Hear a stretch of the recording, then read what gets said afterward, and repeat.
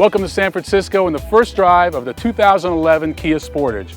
This is the third generation Sportage, and the Sportage is actually the car that helped launch Kia back in 1996. Now you remember those Sportages back then, and it's really all Kias in general prior to about 2008. You know, they were really just cheap alternatives to Toyotas. You couldn't afford a Toyota or a Honda, what would you do? You'd buy a Kia. You know, no longer. You look at this car, it's no longer a poor man's Toyota. This is really a poor man's Audi. You know, the designer, the head designer for Kia right now is Peter Schreier. He came from Audi, so he brought a lot of those design elements. As you can see, you've got this clamshell hood, you got the nice big headlights. Look at these wheels, they fill up the wheel well real nice, and just the whole thing just works. The Sportage is available in 3 trim levels at launch time. You have a base, an LX, and a top-of-the-line EX. The base starts at $19,000 for the front-wheel drive version, and you can get a manual transmission. The LX and EX go upscale from there with more features and functionality. What you're looking at here is the top-of-the-line EX with all-wheel drive, panoramic sunroof, and navigation, just under $30,000. And when you think about that price tag compared to its main competitors, the Toyota RAV4, the CR-V, maybe the Nissan Rogue, it's right in line, a little bit below, but really when you look at this whole package, it just screams premium. To me, it is the best looking compact crossover in the segment. I will make that statement right now. And there's more. It drives great, and we're going to get into that in a second. Now, all of the Sportages at launch will come with a 2.4 liter, 176 horsepower, 4-cylinder engine.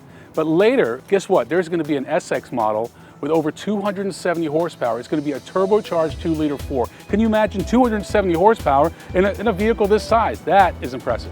While the Sorento, the Sportage's big brother, is more about a family crossover, this vehicle, the Sportage, is really more about the personal crossover. And if you compare this Sportage to the outgoing model, it's longer, it's wider, it's lower, and it's a lot sleeker. The top-of-the-line EX come with these daytime running lights. If they look familiar, they should. A lot of the Audis have that.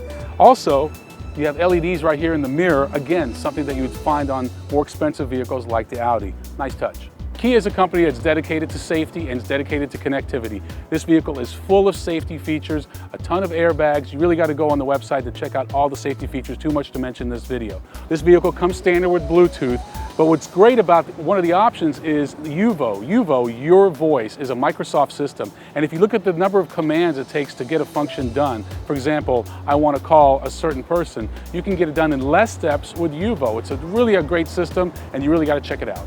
As you can see, the interior cabin of the Sportage is really downright premium. The navigation system adds a lot to the look and feel, really fills out the whole interior, but overall, just from the sound system, dual climate zone, this EX even has heated and cooled front seats, which no other vehicle in this segment has. As far as driving the vehicle, I mean, let's be honest, this is not a vehicle you're going to be taking on a track somewhere, but running your daily errands, you know, going to the store, commuting to work, taking weekend drives, it's really wonderful. And because of a new C-pillar design, you have really good visibility. So you've heard me say a lot of wonderful things about the Sportage, and it is a wonderful vehicle. So what's wrong with it? Well, really just one thing, and that's right here, this badge. See, when Kia did a test with this vehicle and some of its competitors, and they hit all the badges, this vehicle rated very high. But once they revealed the badge, the perception of Kia vehicles went down with consumers. And so it comes down to, can you overcome that perception? Can you be seen in a Kia as opposed to a Toyota and a Honda and a Nissan, which all your friends drive? So bottom line, what's my recommendation? What were our driving impressions from today? You know what? This car delivers. If I was buying a vehicle in this segment today, I would put this car number 1. I'd probably have the Tucson number 2, followed by the RAV4 and the CR-V and the rest of them.